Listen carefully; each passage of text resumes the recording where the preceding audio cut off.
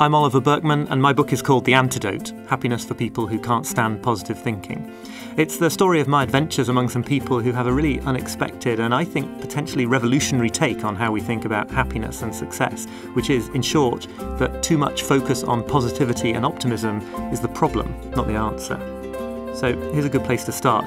There's an old game that involves getting hold of one of your friends and challenging them to not think about a polar bear for a whole minute.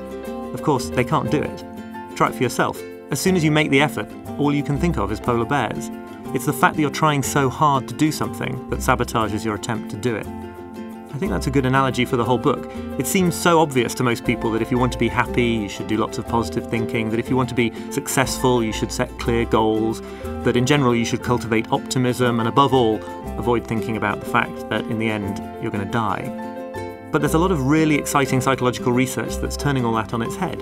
It's emerged, for example, that those books of positive thinking affirmations often make people miserable, and that visualising your goals can make you less likely to achieve them because your brain relaxes. It gets tricked into thinking that you've already achieved the goal.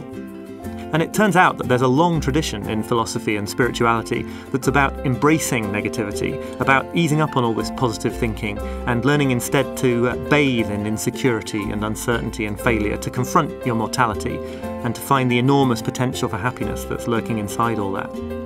So in the book I meet modern-day Stoics who argue that you should often focus on the worst-case scenario instead of the best.